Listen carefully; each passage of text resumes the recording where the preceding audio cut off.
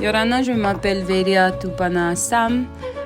Pendant tout le mois de mai, j'avais donné un workshop basé sur l'histoire des costumes à Tahiti. Et aujourd'hui, je voudrais partager l'histoire de la danse des costumes à Tahiti. Au XVIIIe siècle, d'après les témoignages des explorateurs européens, ils décrivaient les costumes de danse faits de tapa, qui habillaient danseurs et musiciens.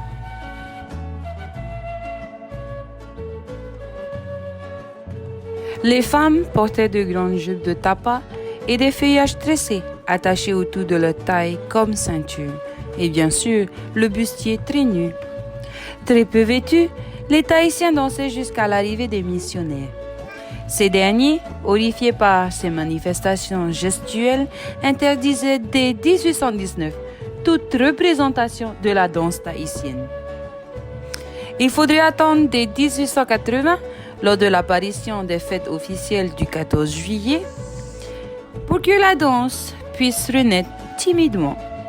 Les costumes étaient plus stricts et très obligatoires.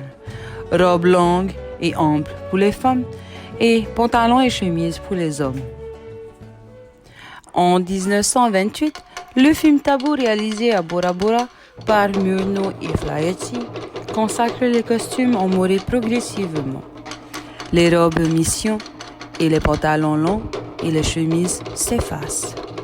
Le moré devient alors l'élément essentiel du costume de danse traditionnel.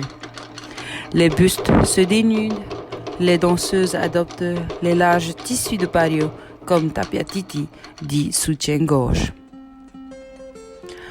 En 1956, Madeleine Moua crée pour son groupe Heva de magnifiques costumes qui valorisent des chorégraphies basées sur des thèmes légendaires. La danse revient alors sur le devant de la scène.